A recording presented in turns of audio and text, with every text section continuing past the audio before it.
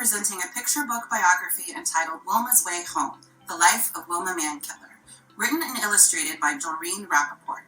This book was published by Disney-Hyperion in 2019. Wilma's Way Home, The Life of Wilma Mankiller. My story has meaning only as long as it is part of the overall story of my people. For above all else, I am a Cherokee woman.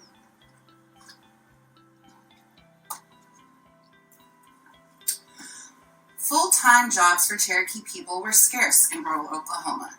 Wilma's family cut and peeled wood for railroad ties. They picked beans and grew strawberries. Wilma hauled water from the spring that her family drank from and used to cool fresh milk and butter. But no matter how hard they worked, they couldn't earn enough money for their family of 11. Few homes in rural Oklahoma had plumbing or electricity. Wilma's mother cooked on a wood-burning stove that also heated the house her father built. Like rural families everywhere who could not find work, the Mankillers raised vegetables and hunted and fished to put food on the table. It was a hard life. We were really poor. Dirt poor is how they say it in Oklahoma.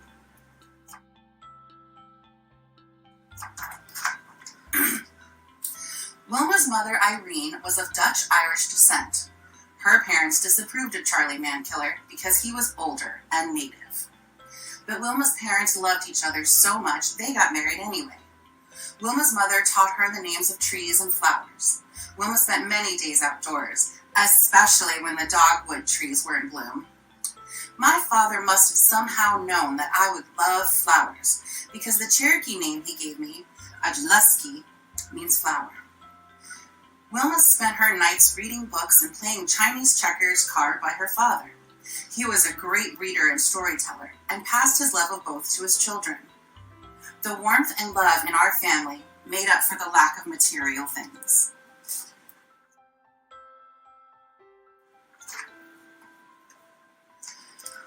Wilma's family was rich in love and community.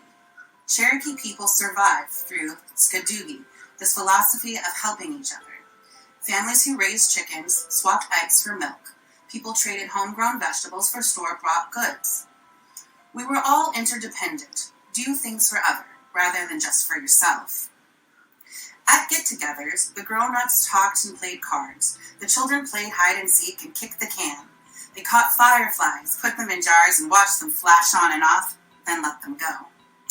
At the Skitillo, the ceremonial stomp dance grounds, Wilma felt part of the ancient religious songs and dances.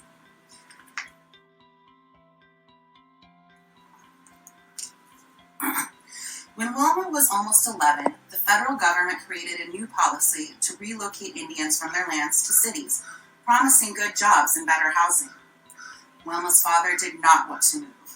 He remembered all the times the federal government forced Native people off their homelands. In 1838, at gunpoint, government soldiers forced Cherokee men, women, and children to leave their homelands in the Carolinas and Georgia.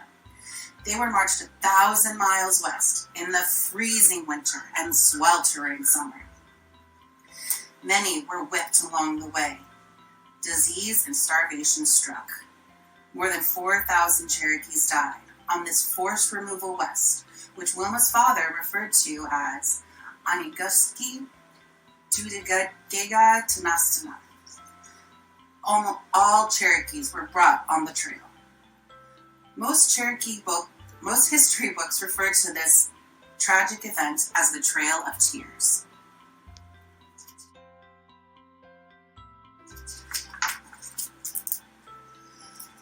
Wilma's father saw relocation as one more way to separate Indians from their people and to destroy their culture. But he was finding it impossible to get work in Oklahoma. Perhaps city life would give his children a better future. Wilma did not want to leave her home. I cried for days, not unlike the children who had stumbled down the Trail of Tears.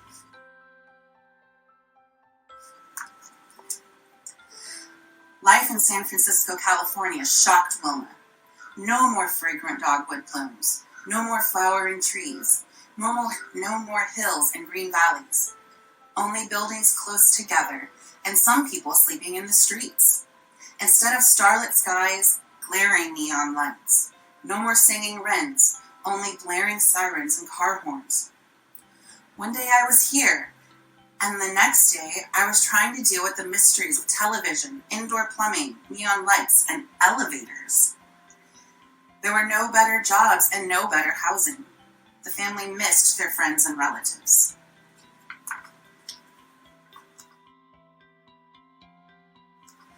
At school, when the teacher called the roll, Wilma's classmates laughed at her name, and she wished she could disappear. But her parents told her to be proud of her name. The family was given this name because in the early days they guarded the village homes. When enemies attacked, these warriors fought back. Wilma's classmates mocked her clothing and her Oklahoma accent. She tried to lose her accent, but couldn't. It was not that I was so much poorer than the others, but I was definitely from another culture.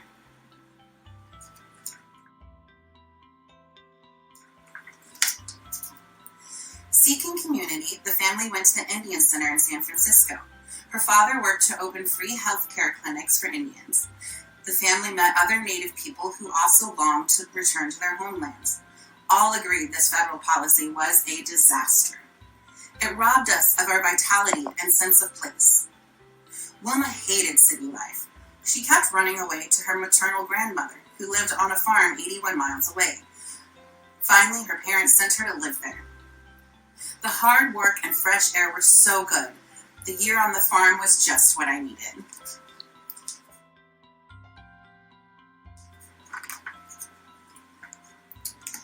Wilma married at 18. Within 2 years, she was the mother of 2 girls. It was the 1960s, an era of protests. Black Americans marched for equalities. Latino farm workers went on strike for better wages. Young and old demonstrated against the war. Women met in groups to talk about their lives. Native people protested the taking of tribal lands. I began to have dreams about more freedom and independence. Wilma started college. She went back to the Indian Center and shared her life with other Indians. Her husband was not pleased with her new interests and friends. Hugo expected me to step completely away from the Indian Center and from my birth family.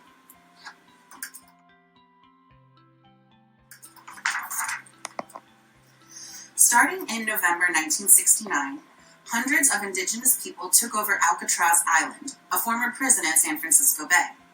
They claimed it for Indians of all tribes. 4 of Wilma's siblings were amongst the occupiers. Wilma visited often and helped raise money. Reporters visited and listened and learned about the 500 years of government abuse of Native people. They wrote about the broken treaties, and non-Native Americans were reminded that the entire country was once Indian land before it was taken away. It was life-changing. It was the first time I saw Native people stand up and say, "We hold this island until people notice us." Before, I had a lot of feelings and didn't know how to articulate them or frame them. After 19 months, government police forcibly removed the protesters, but their struggle for their rights continued.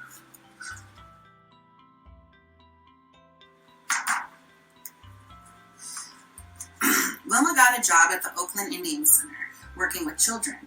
When she needed support or money for projects, she turned to Native people, and they always helped. She took her daughters to visit tribal communities in California. They ate traditional food, attended traditional dances, and listened to traditional stories.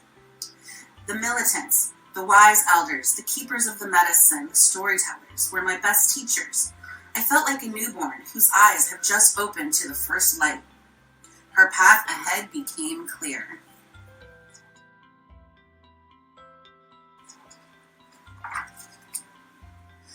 Wilma separated from her husband and returned with her daughters to Oklahoma, to the family hills and trees and the voices of wrens and mockingbirds. She attended the sacred ceremonies and built a home on her ancestral land. She made new friends and reached out to old ones. Her father died. Her mother and 9 of her siblings moved back too. Cherokee Chief Ross Swimmer hired Wilma to work for the Cherokee Nation government. When he saw how hard she worked, he gave her more responsibility. She went back to finish college. I felt whole again for the first time since my childhood.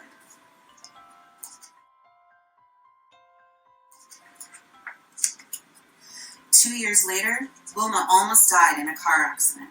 Her sister Linda cared for her through 17 operations.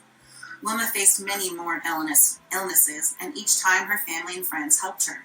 Her brother and niece donated their kidneys to save her life.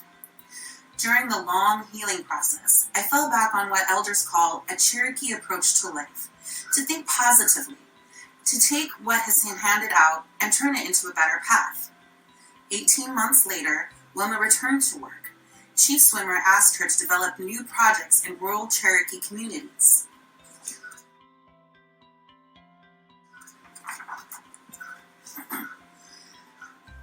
Wilma and co-organizer Charlie Soap went to Bell, a community of 350 people. Jobs there were few. Homes were run down. Almost no houses had running water.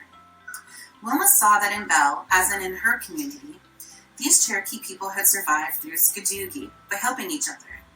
Those who fished shared their catch. Hunters shared their meat. Young people cut wood to heat elders' homes. Wilma and Charlie believed that the Cherokee people of Bell knew best what they needed to do to better their lives. For a year they met with them and listened to them map out what they should do first. The Cherokees wanted running water. I had an abiding faith in the ability of Cherokee people to solve their own problems.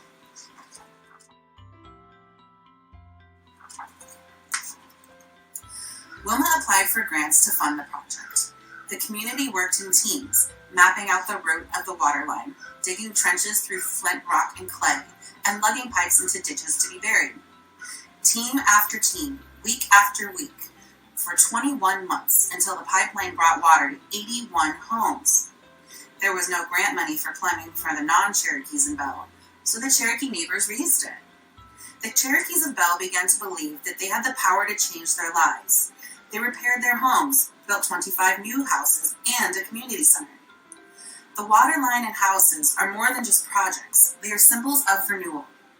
This tiny community inspired others around the world to help themselves improve their lives.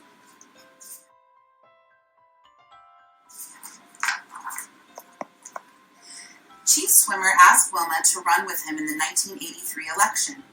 Before the Europeans came, Cherokee women and men shared political power. But European ways influenced the Cherokees and limited the political role of women. Now some Cherokee believed other tribes would laugh if a woman was elected. Wilma received hate mail. Her car tires were slashed. At first, few people came to her rallies. Wilma visited people in the 7,000 square miles of the 14 counties of the Cherokee Nation.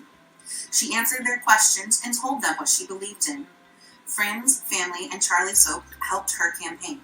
It was a tough race, but she won. In my household, no one ever said to me, "You can't do this because you're a woman, Indian, or poor." Of course, I would not have listened to them if they had tried. Most men on the tribal council did not support her, but Wilma forged ahead, creating new programs to better the economic lives of her people. In 1985, Chief Swimmer left to work in Washington, and Wilma became principal chief. 2 years later, she ran on her own and became the first woman chief of the Cherokee Nation, the second largest Indian nation in the United States. The third time she ran, she was re-elected in a landslide. Prior to my election, young Cherokee girls would never have thought that they might grow up to be chief. Wilma found personal happiness too. Her work with Charlie Soap had turned into love, and they married.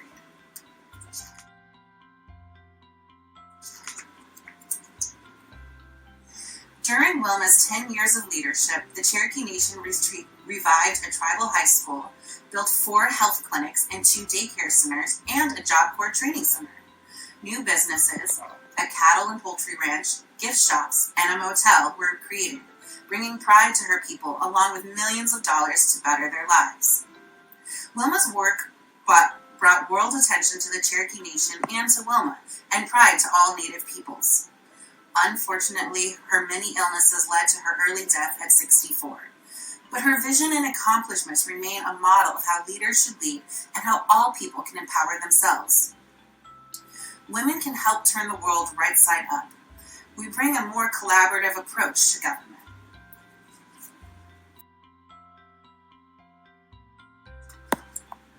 We are a revitalized tribe. We have kept the best of our old way of life and incorporated the sounder elements of today's non-Indian world.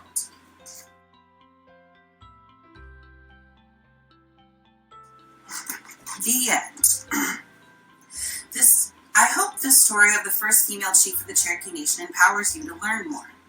Wilma's Way Home, The Life of Wilma Mankiller, is one of the featured books in the Reading Makes Sense program. For 8 years now, Reading Makes Sense has helped Virginia students learn economic and financial concepts through reading. Virginia 529 and the nonprofit Virginia Council on Economic Education have partnered to provide free educational resources to public schools and families across the Commonwealth to help young Virginians build financial confidence while they learn about topics like natural resources, human resources, and capital resources. Visit readingmakesense.com to discover more, including lesson plans and activities, and a reading list, and even a chance to win 529 Virginia 529 Invest 529 account. I'm KJ Jacks, citizen of the Cherokee Nation of Oklahoma. Thank you.